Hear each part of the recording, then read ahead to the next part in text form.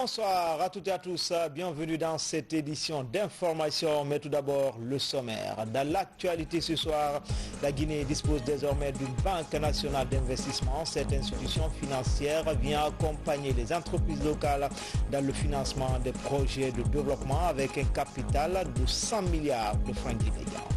Et puis nous irons dans le Moria où la commune urbaine change de visage. Plusieurs infrastructures sociales de base sont réalisées à Fourekaria. C'est le cas d'une boucherie moderne et un gare pour le marché des fourrages. Enfin, comment réglementer l'utilisation des drones en Guinée? La question fait l'objet d'une étude pilotée par le gouvernement et le programme des Nations Unies pour le développement. Un rapport a été présenté récemment à Conakry. Voilà pour le sommaire, encore une fois, bonsoir à tous. Comme annoncé dans les titres, la Guinée dispose désormais d'une banque nationale d'investissement. Elle a été inaugurée ce samedi par le chef de l'État, professeur Alpha Condé, concrétise ainsi sa volonté d'accompagner les entreprises locales dans un monde en compétition. La Banque nationale d'investissement de Guinée a un capital estimé à 100 milliards de francs guinéens. Ibrahima Keïta du bureau de presse de la présidence.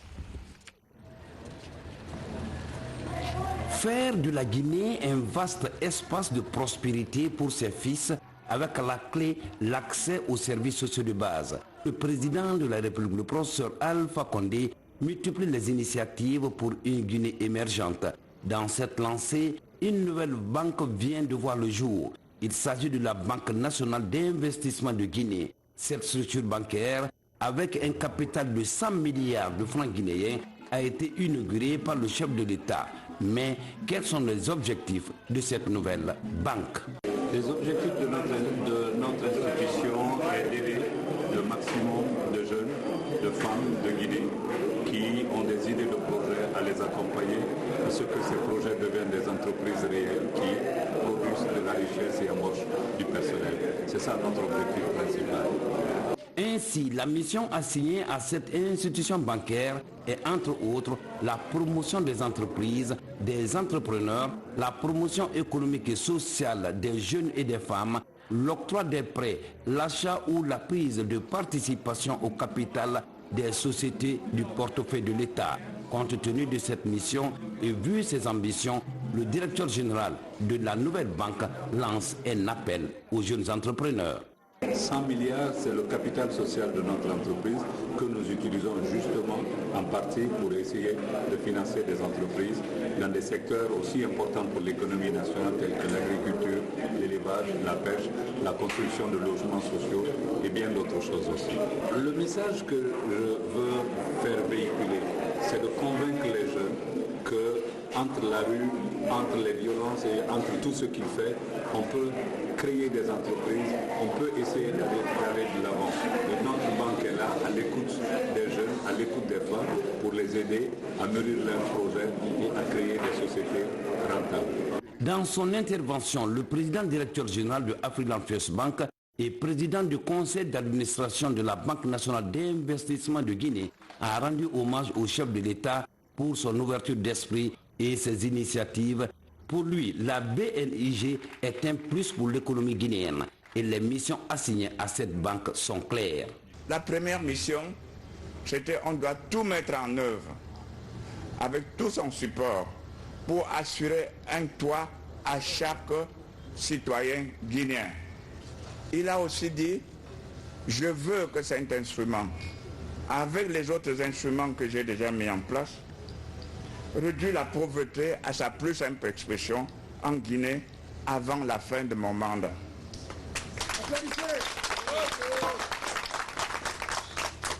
Pour cela, il a dit, j'ai décidé de développer l'agriculture.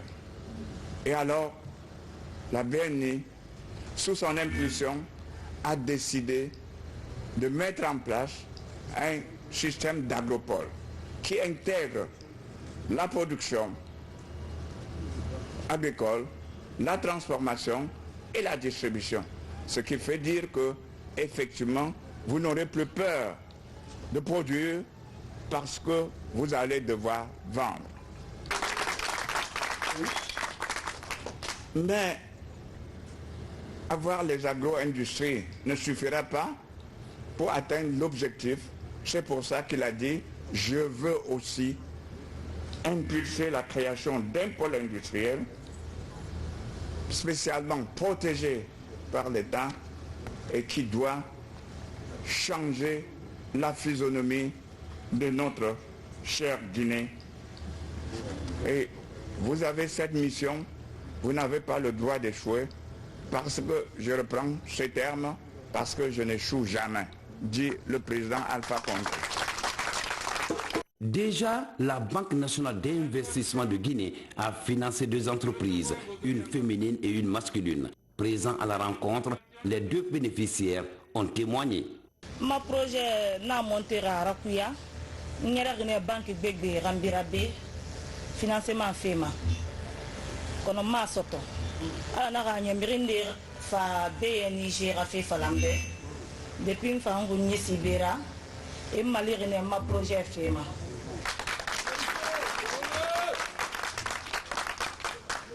Et voir Sambe, n'y a manga n'y revoit na réala comme ma projet Rasogeto. Et mal financement FEMA. Alhamdulillah to et bara premier financement sonira bara activité folle. Bara activité folle. Alors nous moramenge fanyi Rafi a fala ramanda dédié fait jeune nous Guinée nambe. Et mon financement tout dans sori monira mais et moi accompagner ma femme. Le problème dit nana mon érili mon directeur ilibé a conseil fi moment. A mon sakira fanyi ala ko entreprise ra irwaki nare. Banque d'investissement a kan financer lo mena kabo makana sibila. Handicapé chez mana prendre ta mulu kay bosia ko kan. Ou ye bala landa fay. Parce que na soti o lebi. Ngo handicapé fana bosia kan kay mademe kay bo manjano. Donc ni moraye ana production mi dana junkato amma dana ka free ba ke wole gouvernement ne ayana production aya do anika ana baradia fana kala wara ko mi ana fe ka baranya nanga andi se do jira la jamala moya yi.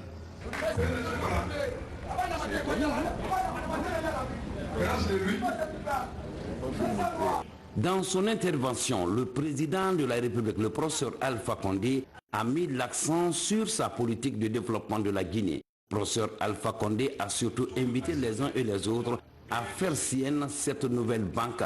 Une banque qui, selon le chef de l'État, doit permettre aux entrepreneurs guinéens de compétir dans un monde global. Nous avons commencé à travailler sur le microcrédit qui ne marchait pas en Guinée. Il a amené un modèle, au début j'ai douté, mais après je me suis félicité. Ce modèle c'est les MIFA et les MCD2. Mais les MIFA et les MCD2 ne peuvent aider que les petits producteurs. Or, notre ambition est de produire ce que nous consommons et consommer ce que nous produisons.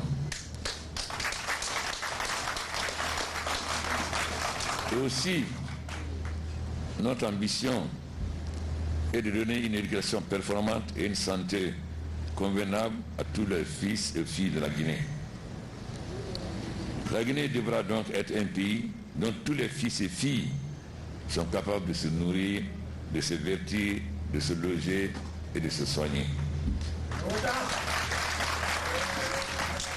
D'où la création de cette Banque nationale d'investissement.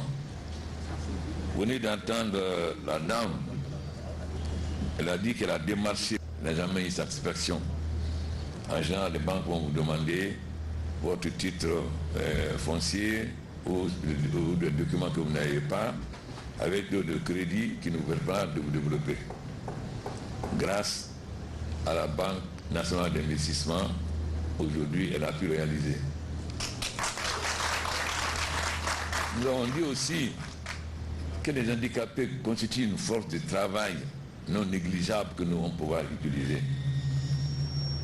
Vous venez de voir les chaussures fabriquées qui n'ont rien à envier aux chaussures fabriquées à Milan.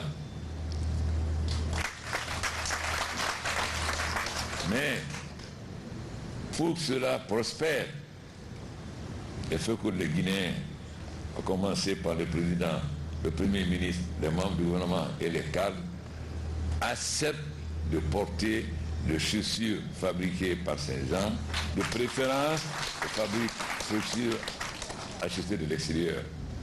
C'est ça, parce que pour que nos artisans que nous voulons transformer en petits éléments d'entreprise puissent prospérer, il faut que leurs produits soient consommés.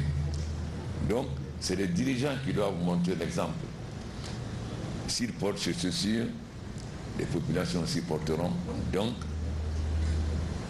les activités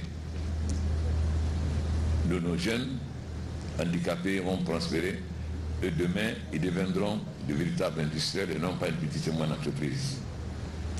La Banque nationale d'investissement est créée pour effectuer par des moyens appropriés la mobilisation, la fixation et l'orientation de l'épargne oisive, c'est-à-dire l'épargne qui dort, l'épargne oisive nationale, pour soutenir les opérations d'investissement dans les domaines suivants: industriels, agricoles, artisanaux et commerciaux. Le président de la Freeland Bank parle d'agropole, d'autres disent agrobusiness. En fait, pour nous, c'est la chaîne de valeur, c'est-à-dire vous cultivez, vous transformez, vous transportez et vous commercialisez. Ça veut dire que l'agriculteur qui produit, ces produits ne vont pas pourrir parce qu'il va les transformer, ça ne va pas laisser parce qu'il va les transporter au marché pour commercialiser, ce que nous appelons la chaîne de valeur. Cette ambition se décline à travers les missions ci-dessous assignées à la banque. La promotion de l'entreprise, des entrepreneurs et du partenariat entre acteurs du secteur public et privé.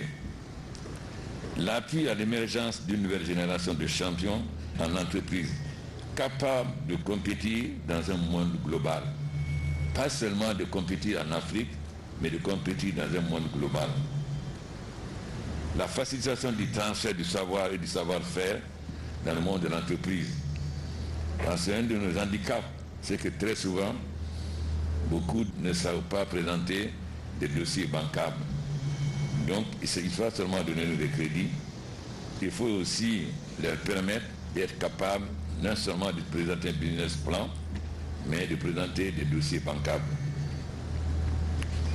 La facilitation du transfert du savoir et du savoir-faire dans le monde de l'entreprise, c'est cela.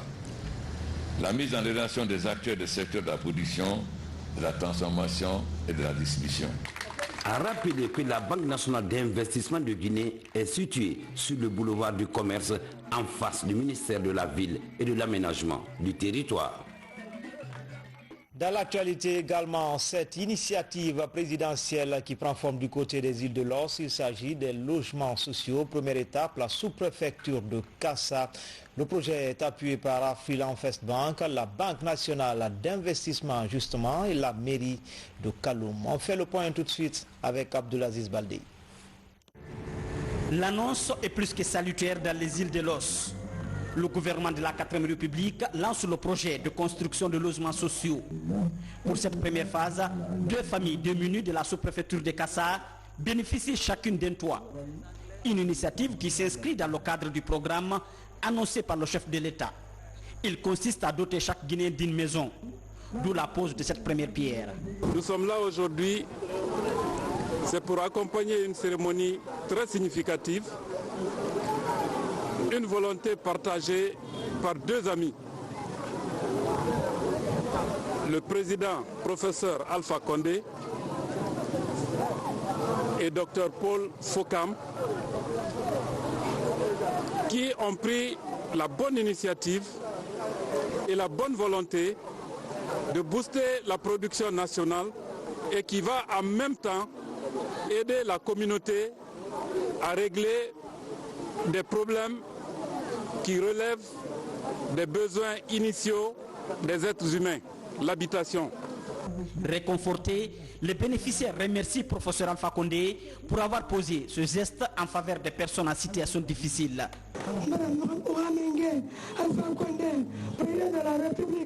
Nous remercions le président de la République, professeur Alpha Condé. Je suis dépassé car je ne m'attendais pas à ça. Excusez-moi, je suis sans mots aujourd'hui. Outre cette action humanitaire pour les insulaires, le projet de construction de logements sociaux permettra aussi de créer des emplois et des revenus pour les communautés. Les travaux de réalisation de ces maisons sont exclusivement confiés aux ouvriers locaux. À Kassa, ce sont les jeunes de Kassa qui vont construire ces maisons. Ce sont les techniciens de Kassa qui vont faire la plomberie, l'électricité. Donc on va générer des emplois et en même temps il y aura un transfert de compétences parce que ces jeunes et femmes de Kassa vont également devenir des entrepreneurs pour construire d'autres maisons à Kassa et dans d'autres villes de la Guinée. Considéré comme une priorité pour le chef de l'État, professeur Alpha Condé, le programme de logements sociaux doit se poursuivre un peu partout à travers le pays. Et puis ces travaux d'entretien des routes de la capitale, le programme se poursuit. Vous allez le voir dans le quartier Antafassa, commune de Matoto. Les usagers se frottent les mains, le curage des caniveaux, bitumage et autres bétonnages des points critiques sont en cours. Mounir Bari, Mamadou Saliouba. C'est un ouf de soulagement pour les usagers de la route Antafassa, dans la commune de Matoto. Le ministère des Travaux publics, à travers le fonds d'entretien routier, met le bouchées double pour réhabiliter les différentes voiries. C'est un vaste chantier d'entretien de route qui est enclenché par les autorités sous le leadership du chef de l'État. Les techniciens sont à pied d'œuvre pour réaliser les travaux d'aménagement et d'entretien des voiries. Ce qu'on a demandé à l'entreprise, c'est des travaux de bétonnage sur la route Antafassa et la construction de caniveaux. Après l'exécution des travaux, il y a un délai de garantie de 1 an. Comme c'est des travaux d'ouvrage, on a des fois des délais de garantie de 1 an. Ces travaux sont financés par le ministère des Travaux publics. Le ministère des Travaux publics, le financement, c'est le fonds d'entretien routier. On a commencé déjà à envoyer les précautions là, les précautions déjà là. L'appel est en train de faire le curage. Après tout ça, on va commencer la pose des caniveaux. Dieu merci que le quartier nous aide beaucoup, le chef de quartier, la commune de Matoto, le maire et tout le monde. Déjà, les travaux de dégagement, d'aménagement, de curage de caniveaux de plus de 390 mètres sont en train d'être réalisés. Selon le contenu du cahier de charge de ce projet, les travaux d'entretien de ces voiries vont durer 3 mois. En attendant, c'est la course contre la montre pour le respect du délai contractuel. Aujourd'hui, nous avons une satisfaction morale, nous avons une satisfaction totale par rapport à l'exécution, le début d'exécution de ces travaux. Comme vous le constatez, depuis hier, nous étions là pour le dégagement et la sensibilisation des citoyens par rapport à l'exécution des travaux. C'est un sentiment de satisfaction totale et parce que la saison pluvieuse, cette route est pratiquement impraticable. Si le gouvernement a pris l'initiative de réparer cette route qui est vraiment sensible dans ce quartier, je ne peux que me réjouir et le remercier et les encourager de plus. Ces travaux d'entretien des voiries urbaines de la capitale permettront la mobilité des citoyens sans difficulté dans la capitale. Dans le Moria, la commune urbaine change de visage. Plusieurs infrastructures sociales de base sont en cours de réalisation à Fourikaria. Certaines ont été déjà mises à la disposition des populations locales. C'est le cas d'une boucherie moderne et un hangar pour le marché et des fourrages. Voyons tout cela avec Aïssata Marshal Kamara, Al-Hassan Bangoura. Promouvoir le développement socio-économique de façon durable en milieu rural est la forte ambition des autorités locales à travers tout le pays. À Fourikaria, le premier responsable de la commune urbaine s'inscrit dans la logique. Il vient de faire un hangar de plus de 400 places pour les femmes vendeuses et réaliser un forage pour atténuer la soif des citoyens. On a eu un bijou qu'on ne peut pas expliquer. Et tout Fourikaria qui sont partout, vraiment tout le monde est content pour le président de la République. Mais le professeur Alpha Condé a bara wali raba mobe market Guinée be munya la ganara mugu sewara damu na na gamma awal fa ina na ba mu beke amu ba tunebuma amu ba sodebuma amura so bang fa ni buma donc munara wal samane aga nya senni ala ga ira nyon khairi. En cette période de pandémie de coronavirus, la mairie s'est aussi fortement impliquée dans la préservation de la santé des populations. Une boucherie et une toilette moderne ont été construites en vue de la sécurité sanitaire. Avec le conseil communal, on a essayé de définir les priorités. Et après une large consultation, ce dont souffrait la ville, c'était qu'il n'y avait pas de marché. Les femmes étaient exposées au soleil. Donc on a monté un projet avec l'aide et le financement de l'ANAFIC. C'est ce projet qu'on a réalisé parce que la tâche était immense. Ces travaux réalisés par la commune urbaine de Forcaria visent à matérialiser la politique de développement prônée par le professeur Alpha Condé. Comment réglementer l'utilisation des drones en Guinée? La question fait l'objet d'une étude pilotée par le gouvernement et le programme des Nations Unies pour le développement. Un rapport a été présenté récemment à Conakry. Le document final devrait faire l'objet de vulgarisation pour réglementer l'utilisation de cette technologie. Bernard Tonguino. À l'image des autres pays, l'usage de la technologie des drones prend de l'ampleur de jour en jour en Guinée. Des drones utilisés à la fois pour des raisons professionnelles ou personnelles. Mais en dépit de cette avancée technologique enregistrée, le secteur souffre de manque de réglementation. Une étude d'évaluation et de réglementation de l'usage des drones est menée. Le rapport d'étude est présenté au cours de cette rencontre. Les drones aujourd'hui ont montré leur utilité dans plusieurs pays, notamment dans le domaine de l'agriculture. On peut compter sur les drones pour la surveillance des superficies agricoles. Donc en Guinée, ça reste des pistes et des opportunités d'investissement pour notre pays. Le programme des Nations Unies pour le développement s'est engagé aux côtés du gouvernement pour l'aider à se doter d'un cadre réglementaire et législatif pour encadrer l'utilisation de cette technologie. L'étude financée par le programme des Nations Unies pour le développement a permis de définir un cadre juridique et réglementaire relatif à l'utilisation des drones.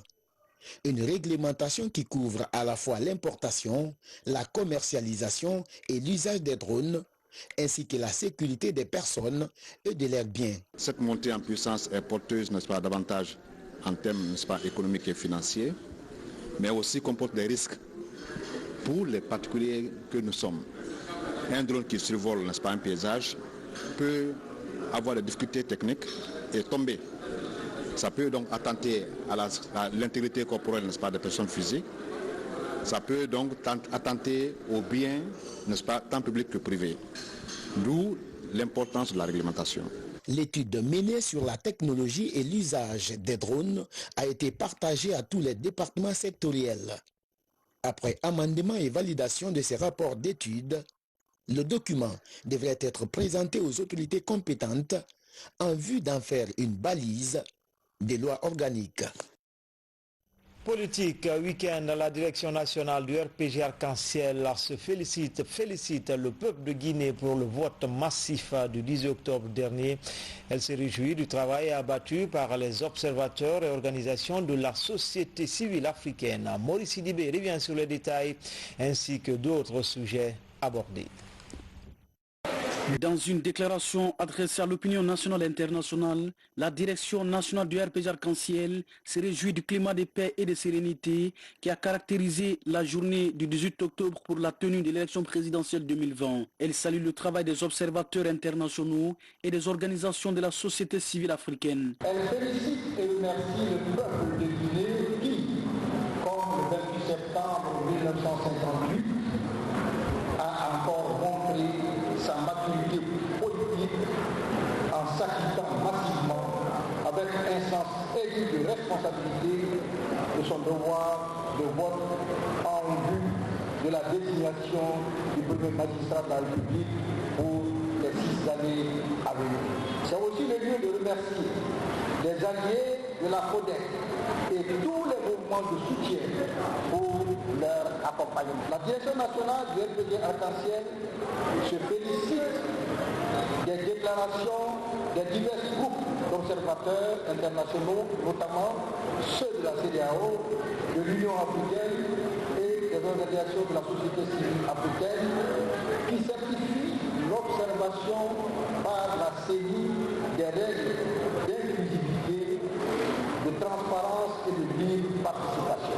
La direction nationale du parti de la majorité présidentielle invite le gouvernement à maintenir l'ordre public et à préserver l'état de droit. La direction nationale du RPG Arc-en-Ciel invite le gouvernement à agir sans équivoque, avec vigueur et fermeté en vue du maintien de l'ordre et de la préservation de l'état de droit. De même, elle invite le gouvernement à ne pas rompre avec sa dynamique de préservation de la paix et de consolidation de l'unité nationale. Au cours de cette sortie médiatique, des messages de compassion sont aussi adressés à toutes les familles des victimes des violences post-électorales. La direction nationale du RPG Arc-en-Ciel saisit cette occasion pour adresser à toutes les familles victimes des actes de violence et de barbarie provoqués par l'UFDG, ses acolytes et ses alliés de circonstance, toute sa compassion s'incline pieusement devant la mémoire de toutes les personnes malheureusement décédées à la suite de ces événements et souhaite prompt rétablissement aux blessés, connus et anonymes. Sur le débat relatif à la dissolution au nom de l'actuelle Assemblée nationale, le ministre d'État Sanoussi Bantamasso affirme. La direction nationale du parti réitère son soutien au président de l'Assemblée, l'honorable Amadou Taloro Camara, et tous les députés de Arc-en-Ciel et ses alliés. Mais s'il y a des députés qui veulent démissionner sur leur droit, c'est la démocratie. Mais cette Assemblée nationale est issue de la volonté du peuple de Guinée et des militants de Arc-en-Ciel. Avant cette intervention du ministre d'État, le secrétaire administratif du parti au pouvoir exhorte les responsables, militants et sympathisants du RPG Arc-en-Ciel à rester mobilisés derrière le chef élu, Professeur Alpha Condé, pour un futur radieux de notre beau pays. Enfin, de son côté, la société civile guinéenne joue la carte de l'apaisement après la présidentielle du 10 octobre. La plateforme apprécie le rapport des observateurs nationaux et internationaux et appelle les acteurs politiques à prôner la non-violence et l'esprit de concertation. Mounir Bari, Valérie Talimane. La société civile en ordre de bataille pour que règne la paix en Guinée. Préoccupé par la situation sociopolitique du pays, le collectif des plateformes de la société civile guinéenne évalue le processus électoral. Selon les rapports des observateurs nationaux et internationaux, la présidentielle du 18 octobre dernier a été une élection inclusive, transparente et crédible. Ces élections ont été supervisées par les observateurs, aussi bien nationaux qu'internationaux, l'Union africaine, la CEDEAO, dont les conclusions montrent clairement la bonne tenue des dites élections, de la révision exceptionnelle des listes électorales, de la distribution des cartes d'électeurs, en passant par la sensibilisation et l'observation électorale. Le collectif des plateformes de la société civile guinéenne a joué un rôle prépondérant aux côtés de la CENI. Cette plateforme de la société civile a aussi félicité la maturité du peuple de Guinée pendant le scrutin. Au cours de cette rencontre, des recommandations sont formulées pour favoriser le dialogue social. Nous exigeons des enquêtes sérieuses et approfondies pour une justice équitable pour que désormais force reste à la loi. Le collectif des plateformes de la société civile guinéenne recommande un renforcement de tous les jours des libertés aux partis politiques et organisations de la société civile malgré qu'elles ne soient pas rétrécies. L'ouverture immédiate par le Premier ministre d'un cadre de dialogue qui prendra en compte la participation de tous les acteurs sociopolitiques.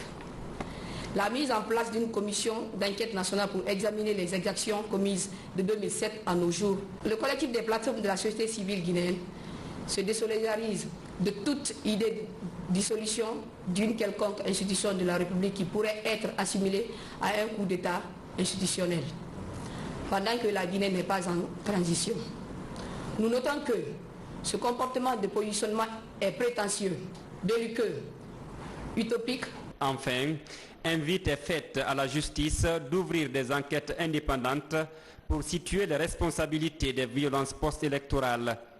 Une façon pour ces activistes de réconforter le moral des victimes et punir les coupables.